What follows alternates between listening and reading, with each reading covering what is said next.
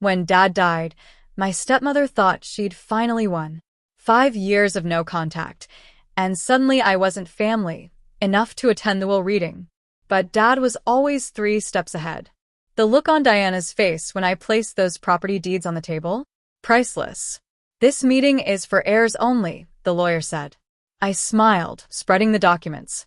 "You mean the ones I already own?" Before I dive into this wild inheritance story, let me know where you're watching from in the comments. If you enjoy family drama and sweet revenge, hit that like button and subscribe for more incredible true stories. Now, let's get into how I turned the tables on my greedy stepfamily. The call came on a rainy Tuesday morning in Singapore. I was in the middle of finalizing a major development deal when my phone lit up with a number I hadn't seen in years.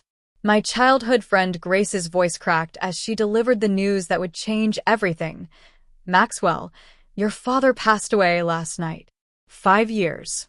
That's how long it had been since I'd set foot in Maplewood, the small town where I grew up. 5 years since the explosive argument with my father that sent me packing my bags and boarding a plane to Asia, determined to make my own name in international real estate development. Now, I was returning home not as the prodigal son, but as a grieving stranger. As the taxi pulled up to the sprawling Victorian house where I'd spent my childhood, a wave of memories washed over me. The basketball hoop where Dad taught me to shoot. The porch swing where we'd talk about business plans long into summer evenings. The garden where we buried Mom when I was 10. Everything looked smaller somehow, like my memories had inflated the proportions. Diana's silver Mercedes sat in the driveway alongside 2 other luxury vehicles I didn't recognize. My father had always preferred his old Cadillac, practical, reliable, unpretentious. Just like him. I paid the driver and stood at the bottom of the steps, my suitcase feeling heavier than it had at the airport.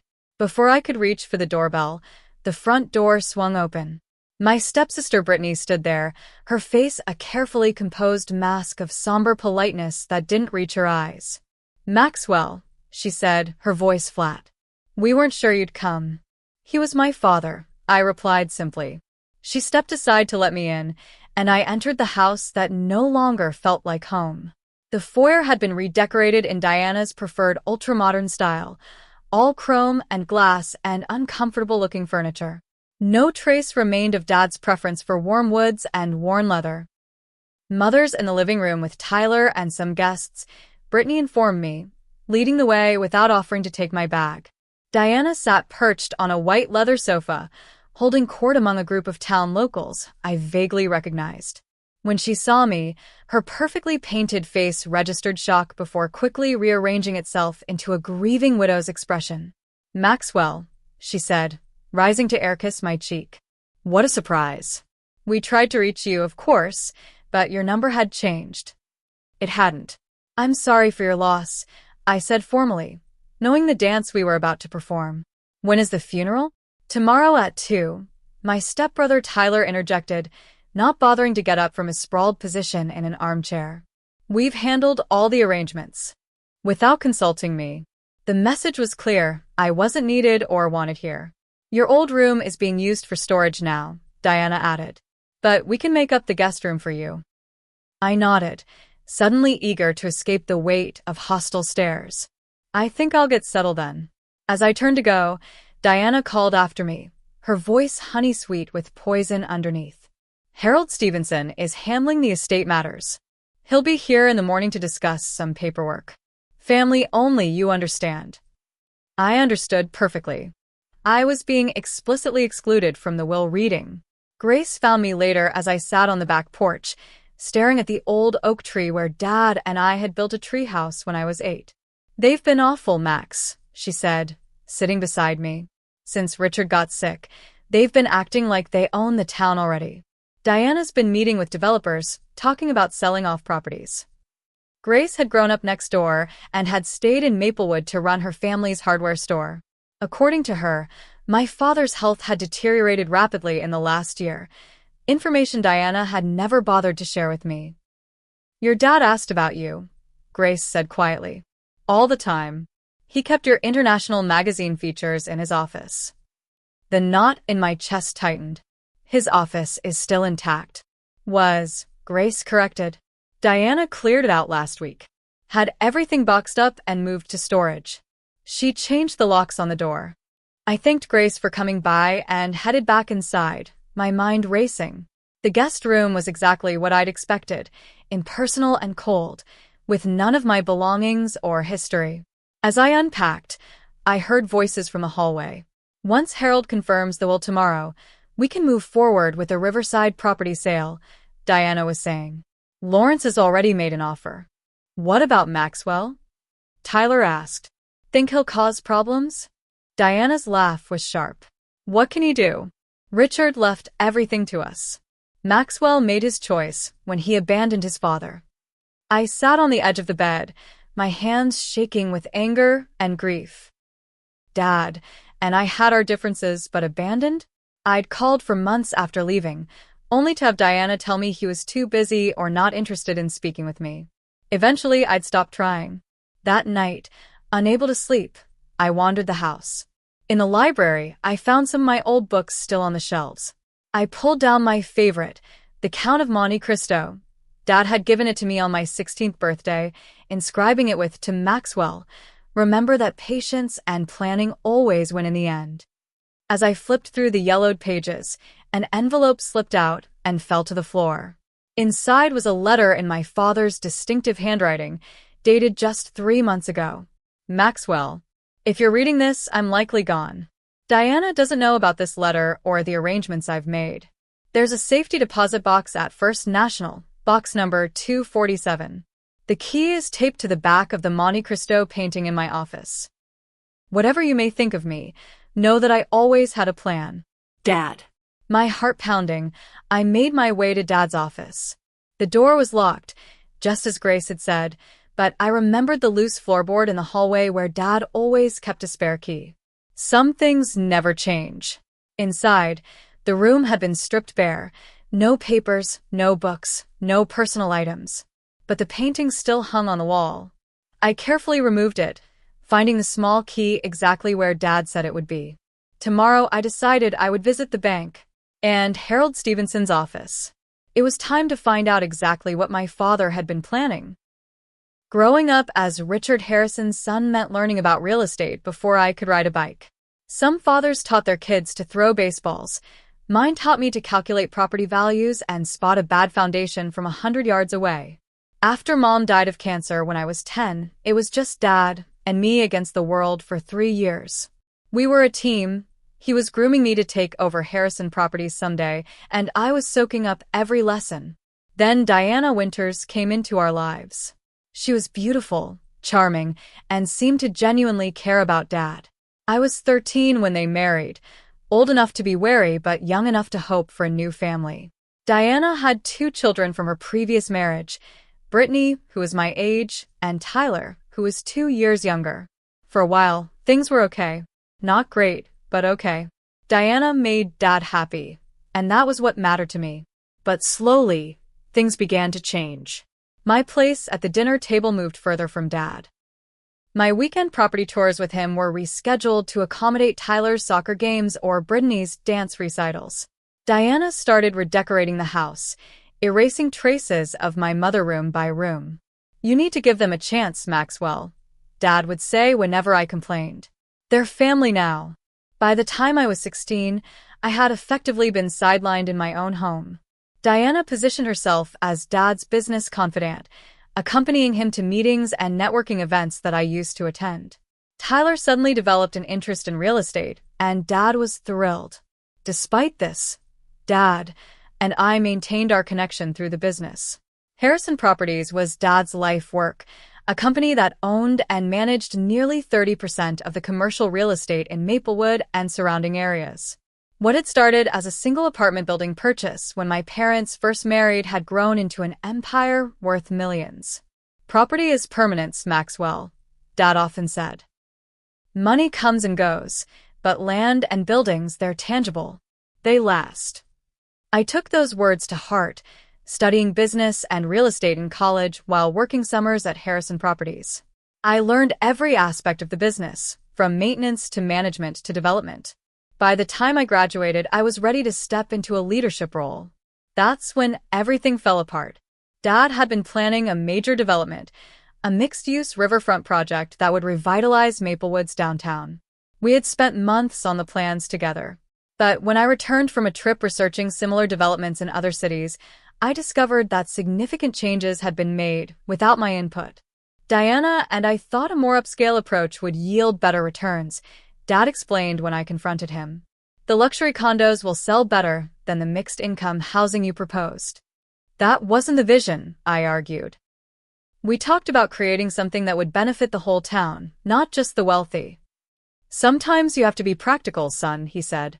Diana has excellent instincts for these things. The argument escalated. 5 years of resentment poured out as I accused him of choosing his new family over me, of abandoning our shared values for Diana's materialistic vision. He accused me of being inflexible and idealistic. Maybe you're not ready for this level of responsibility, he finally said. Perhaps you should take some time to mature before joining the company leadership. That was the last straw. I packed my bags that night and caught a flight to Singapore, where a college friend had offered me a position in his developing firm. I vowed to prove I could succeed on my own terms. And I did. Over the next 5 years, I built a reputation for innovative, community-minded development projects across Southeast Asia. My work was featured in international business magazines. I won awards for sustainable design. I made more money than I could spend. But the rift with my father remained unhealed. Monthly calls dwindled to holiday greetings, then to nothing. I told myself he knew how to reach me if he wanted to. According to what Grace had told me upon my return, he had tried, but Diana had intercepted his attempts. The morning after my arrival in Maplewood, I headed to First National Bank as soon as it opened. The safety deposit box contained exactly what I'd hoped, a folder of legal documents, property deeds, and a USB drive. I found a quiet coffee shop and plugged the drive into my laptop. It contained a video file dated 6 months ago. Dad appeared on screen, looking thin and pale, so different from the robust man I remembered. Maxwell, he began. If you're watching this, then you found my letter and I'm gone. First, I need to apologize.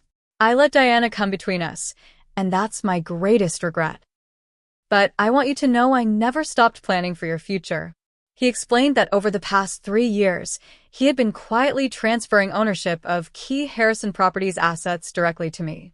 The Riverside development lands, the downtown commercial block, the apartment complexes on Maple Street.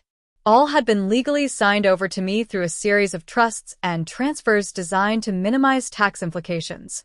Diana doesn't know, he continued. After your argument, I realized she had more influence over me than was healthy. I saw how she was positioning Tyler to take over, despite his lack of experience or genuine interest. I couldn't let everything I built, everything I wanted for you, be squandered. My father had been diagnosed with pancreatic cancer 2 years ago. Given a limited time, he had set his affairs in order, working with his old friend and business partner Franklin Ross to ensure his legacy would be protected. The will reading will be difficult, Dad warned in the video. Diana expects to control everything. The official will leave her the house and some accounts, enough to maintain her lifestyle. But the bulk of the business assets are already yours. Franklin has all the details. The video ended with my father looking directly into the camera. I'm proud of what you've accomplished, son. Now come home and finish what we started together. I sat in stunned silence, tears streaming down my face as the screen went dark. All this time, Dad had been protecting me, protecting our shared vision. And I hadn't been there for him when he needed me most. After composing myself, I called Franklin Ross and arranged to meet him at his office. The gruff older man had been my father's friend since college and had always treated me kindly. When I arrived, he greeted me with a bear hug. About time you showed up, he said. Your dad was worried you wouldn't come back even after he was gone. Franklin confirmed everything in the video. Dad had legally transferred ownership of the most valuable Harrison properties to me through a variety of means, some as gifts, others through sales at nominal prices, all perfectly legal and binding. Diana's going to be furious, Franklin warned. She's been making plans based on controlling those assets. She's already in talks with Lawrence Blackwood about selling the Riverside property. Lawrence Blackwood was Dad's longtime business rival, a developer known for cheaply built, overpriced properties. The thought of his hands on my father's carefully assembled portfolio made my blood boil. "What about the will reading?" I asked. Franklin's expression darkened. "Harold Stevenson has been Diana's puppet for years. Your dad kept him as the family attorney to avoid suspicion, but he didn't trust him with the real plan. Harold scheduled the reading for this afternoon, and Diana's made it clear you're not welcome." I fingered the property deeds in my briefcase. "Oh, I think I'll attend anyway." Franklin's smile was wolfish. "Richard would have loved this. He always said you had his flair for the dramatic moment." As I left his office, I felt my father's presence more strongly than I had since returning to Maplewood. He had entrusted me with his legacy, and I wouldn't let him down. Diana and her children were about to learn that they had underestimated both Harrison men. Margaret Wilson had been my father's executive assistant for 20 years. She knew everything about Harrison Properties and everyone in Maplewood. When I walked into the company headquarters that morning, her face lit up with genuine pleasure. "Maxwell Harrison," she said, rising from her desk to embrace me. "I was hoping you'd come." The offices had changed, sleeker, colder, with Diana's influence evident in the decor. But Margaret's domain remained a comforting throwback, with its orderly filing cabinets and family photos, including, I noticed with a pang, several of me that Dad must have kept her supplied with over the years. "Your father wanted me to give you this," Margaret said quietly, slipping me a second USB drive. "He made me promise to hand it to you personally, not to mail it or leave it anywhere it might be found." I thanked her and asked about the company's current state. Margaret's expression turned troubled. "Things have changed since Diana took over operations. Cost-cutting measures, staff reductions. She brought in consultants who know nothing about how your father ran things. And Tyler." She lowered her voice. "Tyler has been given a VP title, but he rarely shows up, and when he does, he makes decisions that undo years of careful work." I asked about specific projects and properties, carefully not revealing what I already knew from the documents and my meeting with Franklin. Margaret's answers confirmed my suspicions. Diana had been systematically preparing to dismantle my father's carefully built empire for quick profits. "The Riverside development has been completely redesigned," Margaret said. "Your father's vision for a community space with affordable housing has been replaced with luxury condos and high-end retail. Lawrence Blackwood's company is set to take over construction next month." Before leaving, I asked to see my father's office. Margaret hesitated. "Diana had it cleared out last week. Said she needed the space for the new marketing team." "I'd still like to see it." The room that had once been filled with my father's presence, his books, his maps, his collection of local historical photographs, was now an empty shell. Standing there, I felt a renewed sense of purpose. This wasn't just about claiming my inheritance. It was about honoring my father's vision for Maplewood. I found a quiet corner in a nearby park to view the contents of the second USB drive. This one contained more videos. My father walking through various properties, explaining their significance and his hopes for their future. He'd recorded these private messages over the last year of his life, creating a detailed blueprint of his vision. "The Riverside project is the most important," he said in one recording, standing on the vacant waterfront property that had been the subject of our final argument. "This could transform Maplewood, create housing and opportunities for everyone, not just the wealthy. Diana doesn't understand that a town needs economic diversity to thrive. I've transferred this property to you because I know you'll do right by it." In another video, he sat in his office, looking tired but determined. "I've been watching your work in Asia, Maxwell. The sustainable housing development in Malaysia, the mixed-use project in Vietnam. You've taken what I taught you and improved on it. You were right about the direction we should have gone." I was too easily swayed by Diana's focus on luxury and status. By the time I finished watching all the videos, I had a complete understanding of not just what my father had transferred to me, but why. He had protected his most meaningful projects from Diana's influence, ensuring they would be developed according to his original vision, the vision we had once shared.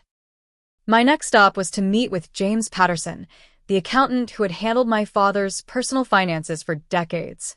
James greeted me warmly but cautiously in his small downtown office. "I've been expecting you," he said, closing the door firmly behind me. "Your father left instructions that I should assist you once you returned."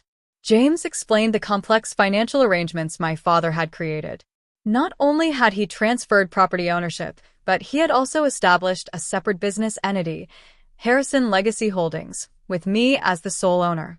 "The structure is quite elegant," James explained, showing me flowcharts and balance sheets. "On paper, Diana believes she's inheriting control of Harrison Properties, but the company is now essentially a shell.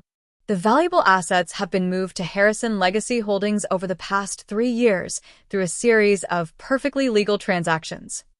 "Did Dad leave Diana with nothing?" I asked, feeling a twinge of concern despite everything. James shook his head. He was fair. The family home is hers. There are investment accounts with substantial balances. She'll receive ongoing income from some of the commercial properties. She won't be destitute by any means, just not in control of the empire she thought she was getting. I spent the rest of the morning reviewing documents and making calls to verify my legal standing. By noon, I was confident in my position. The property deeds were valid. The business transfers were properly filed. My father had methodically ensured that his wishes would be carried out, regardless of what his official will might say. As I prepared for the will reading scheduled for 2 p.m., I felt both nervous and resolute. Diana and her children had spent years pushing me out of my father's life, thinking they had secured their future by doing so. They had no idea what was coming. I dressed carefully in my best suit, charcoal gray, with a subtle blue tie that had been a gift from my father years ago. In my briefcase, I organized the key documents I might need: property deeds, business registration papers, transfer records, evidence of my father's true intentions. Before heading to Harold Stevenson's law office, I made one last call to Grace. She had been my closest confidant since my return, and I valued her insight into how to handle the confrontation ahead. "Diana's been telling everyone you abandon your father and don't deserve anything," Grace warned me. "She's been playing the devoted wife role to perfection. Be prepared for theatrics." "I'm not looking to humiliate her," I said. "I just want to honor Dad's wishes." Grace's silence spoke volumes. "Okay," I amended. "Maybe I want to humiliate her a little." Grace laughed. "She deserves it. Your dad wasn't happy these last few years, Max. He missed you. Whatever happens today, remember that he wanted you to come home and take your rightful place." With those words bolstering my courage, I headed to Harold Stevenson's office, ready to face the family that had tried to erase me from my father's legacy. Harold Stevenson's law office occupied the entire top floor of one of Maplewood's few high-rise buildings, a modest 4-story structure in the center of town. My father had actually owned the building, though I wondered if Harold knew that ownership had transferred to me 6 months ago. I arrived 5 minutes before the scheduled time, taking a moment in the lobby to center myself. This confrontation had been years in the making, though neither Diana nor her children realized it yet. The receptionist looked startled when I gave my name. "Oh, Mr. Harrison. Let me check with Mr. Stevenson." She disappeared down the hallway, returning moments later with a flustered-looking Harold. Harold Stevenson had been my father's attorney for 20 years. He drafted my first will when I turned 18, had handled the paperwork when I bought my first investment property at 21. Yet now he regarded me like a stranger. Worse, an intruder. "Maxwell," he said, not extending his hand. "This is unexpected. Today's meeting is just a small family gathering to discuss preliminary matters." "I'm family," I replied simply. My father's only blood relative, in fact. Harold's discomfort was palpable. "Diana felt it would be best if, given your estrangement, perhaps we could arrange a separate meeting to discuss any concerns you might have." "I'll join today's meeting," I said firmly. "Shall we?" Without waiting for a response, I walked past him toward the conference room where I could hear voices. Harold hurried after me, nearly tripping in his haste. When I pushed open the door, The conversation inside abruptly ceased. Diana sat at the head of the table, where my father would have sat, dressed in elegant black that complemented her ash-blonde hair. Brittany and Tyler flanked her like courtiers. A few other people were present: Dad's banker, a cousin of Diana's who had never liked me, and a man I recognized as Lawrence Blackwood's attorney. Diana recovered first. "Maxwell, this is a surprise." Her tone suggested it was not a pleasant one. "I came to hear my father's will," I said, taking a seat directly opposite her. Harold hovered uncertainly at the door. "Diana, I wasn't aware Maxwell would be joining us." Diana's perfectly made-up face hardened. "This meeting is for heirs only," she said coldly. "Maxwell removed himself from this family years ago." I said nothing, simply opening my briefcase and removing a folder of documents. "I think we should begin," Harold said, taking his seat and arranging his papers. "We're here for the reading of Richard Harrison's last will and testament." As Harold began reading the formal legal preamble, I studied the faces around the table. Diana maintained a mask of somber dignity, occasionally dabbing at dry eyes with a lace handkerchief. Tyler looked bored, checking his watch repeatedly. Only Brittany showed any genuine emotion, her eyes red-rimmed and puffy. "To my wife, Diana," Harold read, "I leave our family home at 247 Maple Avenue, its contents, and the sum of $2 million. Diana nodded, as if this were exactly what she expected. I noticed she didn't seem surprised or particularly grateful. This was clearly the minimum she had anticipated. "To my stepdaughter, Brittany, I leave the sum of $1 million and my collection of first-edition books." Brittany looked up in surprise at this last part. My father's book collection had been his pride, carefully assembled over decades. I was startled too. This didn't align with the plans Dad had shared with me. But I remained silent, waiting. "To my stepson, Tyler, I leave the sum of $1 million and my vintage car collection." Tyler smirked. Dad's cars were worth a considerable amount. The 1965 Mustang alone was valued at over $100,000. "As to my business interests," Harold continued, "Harrison Properties and all associated assets, I leave to." Diana straightened, a triumphant gleam in her eye. "My son, Maxwell Harrison." The room went deathly quiet. Then Diana laughed, a sharp, disbelieving sound. "That's impossible," she said. "Richard changed his will 2 years ago. I was there." Harold looked profoundly uncomfortable. "There was a codicil filed 6 months ago," he admitted. It reversed the previous changes." Diana's face flushed with anger. "You never mentioned this." "I wasn't aware of it until yesterday," Harold said weakly. "It was filed with the court directly by Richard. I received the official copy yesterday afternoon." "It doesn't matter," Diana said dismissively. "Harrison Properties' assets are what matter, and I've been running the company for the past year. The board will never accept Maxwell's leadership after he abandoned his responsibilities." This was the moment I'd been waiting for. I placed the property deeds on the table, sliding them toward the center, where everyone could see. "These are the deeds to the Riverside development property, the downtown commercial block, the Maple Street apartments, and 12 other key properties," I said calmly. "You'll notice they're all in my name. Have been for some time." Diana snatched up the papers, her hands shaking as she flipped through them. "These must be forgeries." "They're not," I said. "Dad transferred ownership to me legally over the past 3 years. You can verify with the county recorder's office." "You mean the properties I already own?" I added, unable to resist the dramatic flourish my father would have appreciated. Tyler jumped to his feet. "You can't just come back after 5 years and take everything." "I'm not taking anything," I replied evenly. "I'm claiming what already belongs to me, what Dad wanted me to have." Diana's face had gone from flushed to ashen. "Harold, is this legal? Can he do this?" Harold, who was examining copies of the deeds with a stunned expression, nodded reluctantly. "The transfers appear legitimate.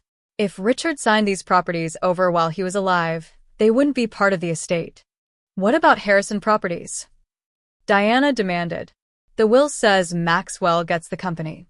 The company assets are primarily the properties, Harold explained, looking increasingly miserable. If the properties are already in Maxwell's name, then the company itself is a shell. I finished for him. Dad also established Harrison Legacy Holdings last year, transferring operational control of all these properties to the new entity. I'm the sole owner. The room erupted into chaos. Tyler was shouting about contesting the will. Diana was threatening to sue everyone, including Harold. Brittany sat silently, watching me with an unreadable expression. When Diana finally ran out of steam, I spoke again, my voice quiet but firm. Dad left you financially secure, Diana.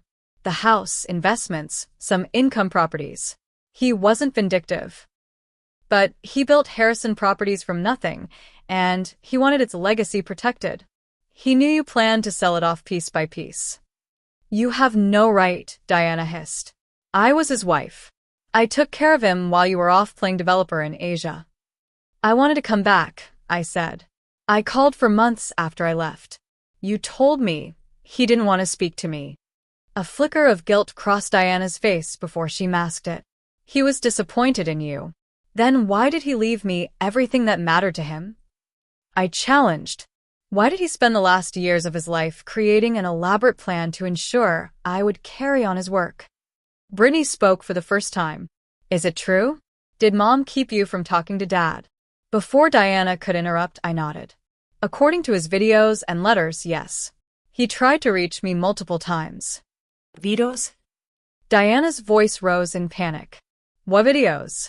I patted my briefcase. Dad was thorough. He documented everything, his decisions, his reasons, his hopes for the future of the business and Maplewood. He knew exactly what you were planning, Diana. The deal with Lawrence Blackwood, the luxury condos on the riverside, all of it. Harold cleared his throat. Perhaps we should adjourn for today. This is a lot to process, and there may be legal questions that need resolving. I agree, I said, rising and gathering my documents. My attorneys will be in touch regarding the transition of operational control for the properties. In the meantime, I'd appreciate it if no further business decisions are made without my approval. As I turned to leave, Diana called after me, her voice laced with venom. This isn't over, Maxwell. Your father wasn't in his right mind toward the end. We'll contest everything. I paused at the door. You're welcome to try. But Dad didn't just leave me property and a company, Diana. He left me the truth. Are you sure you want that made public? The threat hung in the air as I walked out, my heart pounding but my step lighter than it had been in years. I had honored my father's wishes. Now came the hard part, rebuilding what Diana had tried to dismantle and fulfilling the vision my father and I had once shared. The morning after the will reading, Maplewood was buzzing with gossip. In a small town like ours, news traveled faster than the internet. By the time I stopped at Bernard's Bakery for coffee, I'd received a dozen curious stares and several congratulatory nods from old-timers who'd known my father for decades. Your dad would be mighty pleased, said Bernard himself as he handed me a cinnamon roll on the house. Diana had folks worried about what would happen to the town if she sold everything to outsiders. I thanked him and took a seat by the window, watching the familiar rhythm of Main Street. Maplewood had changed less than I had in 5 years. The same shops lined the street, the same courthouse stood at the end of the square, the same sense of community persisted despite Diana's best efforts to remake it in her image. Grace joined me, sliding into the seat across from mine without invitation. You're the talk of the town, she said, stealing a piece of my cinnamon roll. Diana's telling anyone who'll listen that you manipulated your father in his final days and that she'll see you in court. Let her try, I replied. Dad documented everything. He was of sound mind and body when he made these arrangements. Grace's expression turned serious. Be careful. Max Diana has a lot of influential friends. And Lawrence Blackwood is furious about losing the Riverside deal. I was saved from responding by the arrival of Franklin Ross, who pulled up a chair without asking. Morning, kids, he said, though Grace and I were both in our 30s. Quite a show yesterday from what I hear. I filled him in on the details, including Diana's threats of litigation. Franklin waved this off. Standard bluster. Her legal position is weak and she knows it. But that doesn't mean she won't make trouble. What kind of trouble? I asked. The community kind, Franklin replied. Diana spent the last 5 years building social capital in this town. Charity boards, business associations, the works. She's convinced a lot of people that her vision for Maplewood's development is the right one. Selling everything to Lawrence Blackwood is hardly a vision, I countered. People don't know that part, Grace pointed out. They just see the glossy renderings of riverfront dining and luxury boutiques. They don't understand what it would mean for housing prices or the character of the town. I spent the rest of the day meeting with key employees at Harrison Properties, reassuring them about their jobs and my intentions for the company. Most seemed relieved. Diana's management style had apparently involved a lot of threatening to fire people, but a few who had aligned themselves with her were noticeably cold. Margaret had organized the files I needed to review, giving me a comprehensive picture of the company's current state. It wasn't pretty. Cash reserves had been depleted. Maintenance on properties had been deferred. Several valuable parcels of land had been prepared for quick sales at below-market rates. She was stripping the company for parts, Margaret said bluntly. If you hadn't come back when you did. The implications were clear. A few more months, and Diana might have done irreparable damage to my father's legacy. That evening, I returned to the house, Diana's house now legally, though I was still staying in the guest room until I found more permanent accommodations. The atmosphere was glacial. Diana had retreated to the master suite, emerging only to glare at me when our paths crossed in the hallway. Tyler was openly hostile, slamming doors and muttering threats under his breath. But it was Brittany who surprised me, knocking tentatively on my door after dinner. "Can we talk?" she asked, looking uncomfortable but determined. I invited her in, curious about what she wanted. Brittany and I had never been close. She had followed her mother's lead in freezing me out of family activities from the beginning, but we had never been outright enemies either. She perched awkwardly on the edge of a chair. "I wanted to apologize," she said after a moment of silence, "for how things went with Dad, with Richard." I raised an eyebrow at her use of his name rather than Dad. "He was always your dad more than ours," she acknowledged. Tyler pretended to be interested in the business, but it was all an act. He just wanted the money and status. "And you?" I asked. Brittany sighed. "I just wanted a family. When Mom married Richard, I thought we'd all become one big happy unit. But she was always pushing, positioning Tyler and excluding you. It made me uncomfortable, but I didn't know how to stop it." Her confession seemed genuine, but I remained wary. "Why are you telling me this now?" "Because I found something," she said, pulling a small notebook from her pocket. After the will reading, I was curious about what Dad, Richard, was really thinking. So I went through some of his things that Mom had packed away. She handed me the notebook. It was my father's journal from the past year, filled with his thoughts about the business, his illness, and his family, including his regrets about our estrangement and his growing concerns about Diana's influence. "He wasn't happy," Brittany said quietly. "He missed you. And he was starting to see through Mom's manipulations." I flipped through the pages, recognizing my father's handwriting and his characteristic blunt assessments. There were detailed notes about Diana's meetings with Lawrence Blackwood, her efforts to isolate Richard from old friends, her pressure to change his will. "Does your mother know you have this?" I asked. Brittany shook her head. "She'd be furious. But I thought you should have it. It confirms what you said about Dad wanting you to come home and take over." I studied her face, looking for signs of deception. "Why show me this? You're basically giving me ammunition against your mother." "Because it's the right thing to do," she said simply. "And because I want to stay in Maplewood. I love this town. I don't want to see it destroyed by Mom's schemes or by a family war." Before I could respond, shouting erupted from downstairs. We hurried down to find Tyler and Diana in a heated argument with an unfamiliar woman who bore a striking resemblance to my father. "You have no right to be here," Diana was saying, her voice shrill. "Richard never acknowledged you." The woman noticed me on the stairs, and her expression changed. "You must be Maxwell," she said. "I'm Alice. Alice Thornton. Richard was my father too. The half-sister I never knew existed. Another bombshell in a week full of them." "That's a lie," Diana snapped.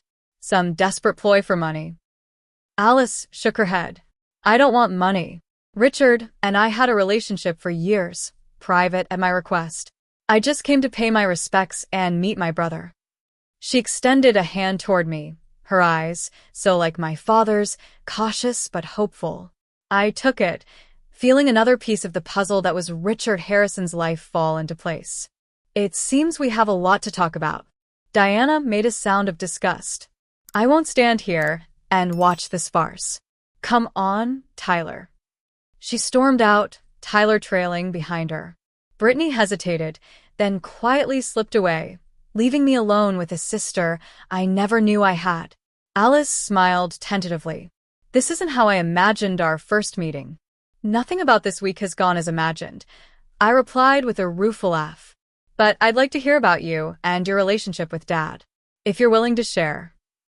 We moved to the living room, and Alice began telling me about her mother's brief relationship with my father before he met my mother, how she had discovered her paternity as an adult, and how Dad had welcomed her into his life, quietly, respecting her wishes for privacy.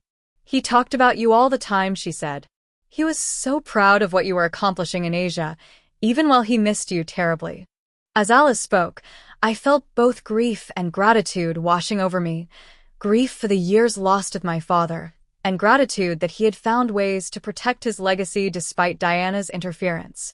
The road ahead would be challenging, with Diana's threatened lawsuits and the community divisions Franklin had warned about, but I was more determined than ever to honor my father's vision for Harrison Properties and for Maplewood itself. Later that night, as I pored over company documents in the guest room, my phone buzzed with a text from an unknown number. It was Lawrence Blackwood. "We need to talk. This isn't over." I stared at the message, understanding that the battle for my father's legacy and Maplewood's future was just beginning. The weeks following the will reading were a whirlwind of activity. I officially took control of Harrison Properties, working with Margaret to assess the damage Diana had done and develop a recovery plan. The employees largely rallied around me, relieved to have clear leadership again after months of Diana's chaotic management. "Your father would be proud," Margaret told me as we reviewed the updated business plan. "This is exactly the steady hand the company needs." Not everyone was pleased with my return. Several board members who had aligned themselves with Diana resigned in protest. Lawrence Blackwood launched a public relations campaign suggesting that an absentee heir couldn't possibly understand Maplewood's needs the way his development company could. The most surprising development came from Diana herself. After weeks of threats and posturing, she unexpectedly requested a meeting at her attorney's office. "Be careful," Franklin warned when I told him about it.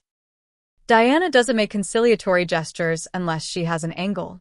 I agreed to meet her, curious about what she could possibly offer that would interest me. Grace insisted on accompanying me as moral support, waiting in the lobby while I faced Diana and her attorney. Diana looked immaculate as always, but there was a brittleness to her perfect appearance that hadn't been there before. The stress of the past month had taken a toll. "I want to propose a settlement," she said without preamble, "to avoid costly litigation and public spectacle." Her attorney, a sharp-faced woman I didn't recognize, placed a document on the table between us. "Mrs. Harrison is willing to withdraw all claims against the estate and property transfers in exchange for operational control of the Riverside Development Project." I nearly laughed out loud. "The most valuable property in the portfolio? That's not a settlement. That's a heist." "It was my idea," Diana insisted. "I worked with Richard on the plans for years. That project is my vision." "It was Dad's vision long before you came into the picture," I corrected her. "And it wasn't luxury condos and boutiques. It was affordable housing, community spaces, local businesses." Diana's facade cracked slightly. "Maplewood needs to evolve, Maxwell. The old way of doing things is dying." Richard understood that toward the end. "Did he?" I asked, pulling out my phone and playing one of Dad's videos. the one where he explicitly stated that Diana didn't understand his true vision for the Riverside property. Diana's face flushed with anger. He was sick, confused. He was clear-minded enough to legally transfer his most important assets to me, I pointed out, and to document why he was doing it. The meeting ended at an impasse, with Diana storming out and her attorney promising further legal action. But as the weeks passed, no lawsuit materialized. According to Franklin's sources, Diana's attorneys had advised her that her position was legally untenable. Meanwhile, I had been getting to know my half-sister Alice. Unlike Diana's children, Alice had no interest in the family business. She was a professor of environmental science at a university in Colorado, passionate about conservation and sustainability. Our conversations gave me ideas for incorporating green spaces and sustainable design into the Riverside development. Dad would have loved that, Alice said when I shared my updated vision for the project. He was always interested in environmental initiatives, but Diana discouraged them as too costly. Brittany had become an unexpected ally in navigating the transition. She had distanced herself from Diana's machinations, moving into an apartment downtown and offering insights into her mother's business dealings that proved invaluable. Mom's been liquidating her personal assets, she informed me during one of our regular coffee meetings. Selling jewelry, art, even some of her designer furniture. I think she's planning to leave Maplewood. Tyler remained hostile, but increasingly isolated. His friends in town had begun to distance themselves as rumors of his involvement in some of Diana's more questionable business decisions circulated. The real breakthrough came during a town council meeting where I presented my revised plans for the Riverside development. Gone were Diana's luxury condos and exclusive shops, replaced with a mixed-use development that included affordable housing, spaces for local businesses, a community center, and extensive public access to the waterfront. This is the development my father originally envisioned, I explained to the packed meeting room. A project that would benefit all of Maplewood, not just the wealthy few. Lawrence Blackwood was there, of course, armed with his own glossy presentation and promises of tax revenue from his high-end development. But when residents began asking questions about housing affordability and public access, his proposal quickly lost support. The Harrison plan preserves Maplewood's character while allowing for growth, Grace argued from the audience. The Blackwood plan turns us into just another playground for the rich. The council voted unanimously to support my proposal, dealing a decisive blow to both Lawrence and Diana's vision for Maplewood's future. As I left the meeting, Lawrence approached me, his expression grim but resigned. "You win this round, Harrison," he said. "But I've been in this business a lot longer than you. I can wait." "Or you could adapt," I suggested. "There's room for your company in my development plan if you're willing to work within the community-focused framework." Lawrence seemed startled by the offer. "Why would you suggest that?" "Because despite everything, you're good at what you do," I acknowledged. "And Dad always said that a smart businessman can find a way to do well by doing good." We didn't reach an agreement that night, but the door had been opened. Sometimes reconciliation comes from unexpected directions. The final confrontation with Diana came not in a courtroom, but in the garden of what had once been our family home. I found her there one evening when I came to collect the last of my belongings before moving into my own place. She was sitting on the stone bench near my mother's rose bushes, looking smaller and older than I remembered. When she saw me, she didn't lash out as I expected. "I'm leaving Maplewood," she said simply. "There's nothing for me here anymore." I sat beside her, maintaining a careful distance. "Where will you go?" "Back to Connecticut. My sister is there." She glanced at me sideways. "You've won, Maxwell. The company, the town's support, even my daughter's loyalty. Are you satisfied?" The question wasn't entirely bitter. There was genuine curiosity in it. "It was never about winning," I said after a moment. "It was about honoring Dad's legacy, about doing right by Maplewood." Diana was quiet for a long moment. "He changed after you left," she finally said. "Became more distant, more focused on his projects. I thought if I took an interest in the business, it would bring us closer." "And then you got a taste for it," I suggested. She didn't deny it. I'm not apologizing for wanting security, Maxwell. When you've been left with nothing once in your life, you do whatever it takes to make sure it never happens again. I thought about the complex woman beside me, manipulative and materialistic, yes, but also shaped by her own fears and experiences. Dad left you financially secure. The house, the investments. You didn't need to try to take everything. Need has little to do with it, she replied with unexpected frankness. But it's done now. She stood, straightening her shoulders. I've instructed my attorney to withdraw all objections to the will and property transfers. In return, I expect you to honor the provisions Dad made for me and my children. I never plan to contest those, I assured her. She nodded once, a businesslike conclusion to our relationship. Goodbye, Maxwell. I doubt we'll see each other again. As Diana walked away, I felt not triumph, but a strange mix of relief and sadness. The family I had once hoped for when Dad remarried had never materialized. But in its place, new connections had formed, with Alice, with Brittany, with the community of Maplewood that had welcomed me home. The next morning, I met with the Harrison Properties team to officially launch the Riverside Development Project. As I looked around the conference room at the eager faces, including Brittany, who had recently joined the marketing department, I felt my father's presence strongly. My father used to say that property is permanence, I told the team. What we build here will outlast all of us. So, let's make sure it's something Maplewood can be proud of for generations to come. As the meeting broke up, Grace approached me with a smile. Your dad would be really proud, Max. I nodded, feeling at peace for the first time since returning to Maplewood. I think he would. And I think this is just the beginning. 1 year after my return to Maplewood, I stood on the newly constructed observation deck overlooking the Riverside development. What had once been vacant land was now a bustling construction site, with the first phase of buildings already taking shape. Mixed-income housing units flanked a central green space, while the foundations for the community center and local business incubator were being laid closer to the water. Quite a view, said Franklin, joining me at the railing. Richard would have loved this.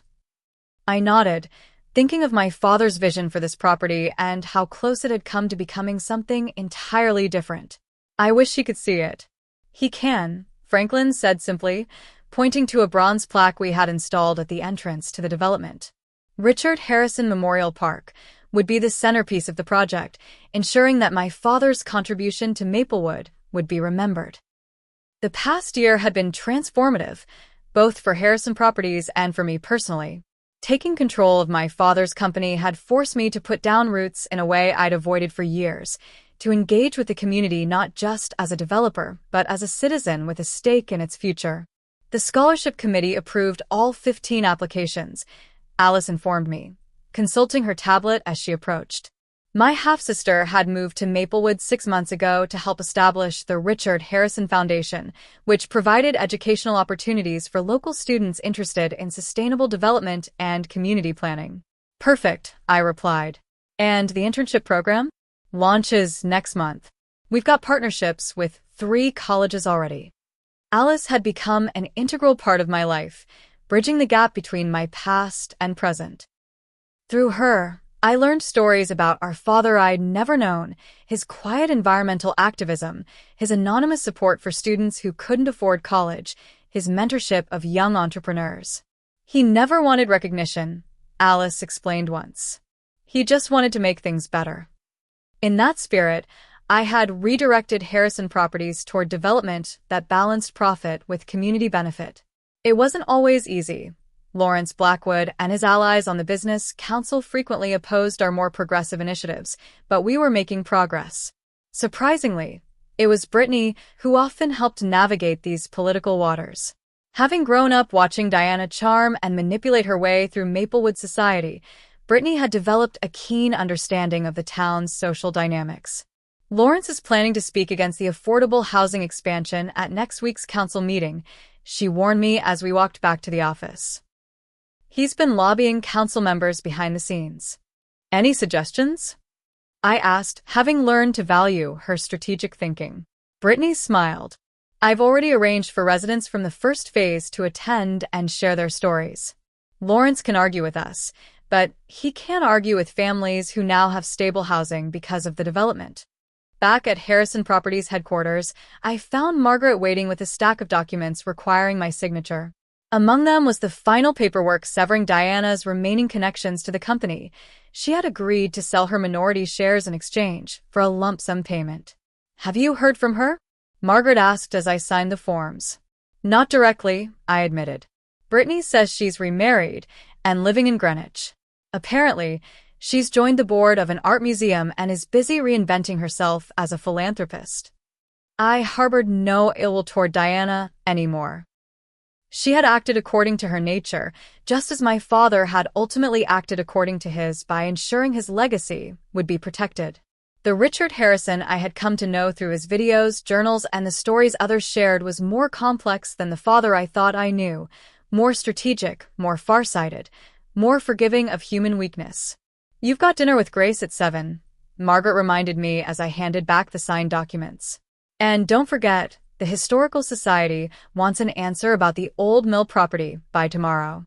I thanked her and headed to my office, my father's old office, which I'd restored to something resembling its former state, with the addition of my own touches. The Monte Cristo painting hung in its original place, though the hidden key was long gone. Photographs lined the shelves, not just of me and Dad, but now including Alice, Brittany, Grace, and other important people in my life. The most meaningful addition was a simple framed note that had been among my father's personal effects. "Property is permanence, but legacy is in people. R.H." I'd made peace with Tyler as well, in a manner of speaking. After several months of hostility, he had finally approached me with a business proposition.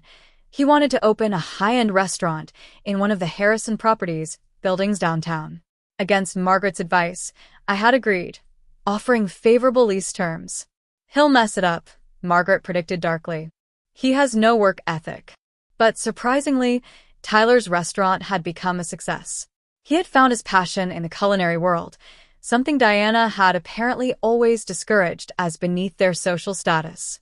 While we would never be close, we had reached a civil understanding.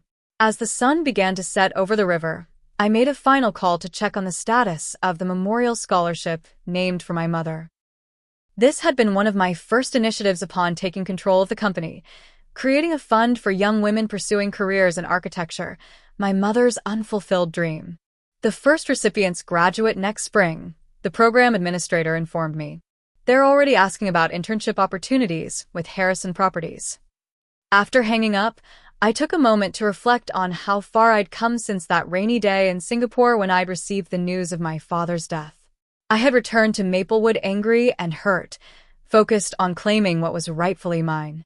Somewhere along the way, that mission had transformed into something larger, honoring not just my inheritance but the responsibility that came with it. The confrontation at the will reading, my dramatic moment of placing the property deeds on the table, now seemed like a lifetime ago. It had been satisfying, yes, but the real satisfaction came from what followed. The relationships rebuilt, the community strengthened, the legacy secured. Grace was waiting for me at our favorite restaurant, her smile warming as I approached. Our friendship had deepened over the past year, gradually evolving into something more. She had been my anchor through the tumultuous transition, my guide to the Maplewood that had evolved during my absence, and eventually my partner in both business and life. "The riverside lookout is spectacular," I told her as we settled at our table. "You should see the sunset from up there." "Show me after dinner?" she suggested. I nodded, already planning to bring champagne. The ring I'd purchased last week was burning a hole in my pocket, waiting for the perfect moment. As we enjoyed our meal, I found myself thinking about the journey that had brought me here. The inheritance I had fought for had turned out to be so much more than property deeds and business assets. It was a chance to reconcile with my past, to forge new connections, to build something meaningful on the foundation my father had created. The real estate deeds I had dramatically presented at the will reading had been important. Yes, they had given me legal control of my father's legacy. But the true inheritance was the vision and values he had instilled in me, the lessons about community and responsibility that had shaped my approach to development even during our years apart. Diana had never understood that. She had seen the properties as assets to be leveraged, the business as a source of wealth and status.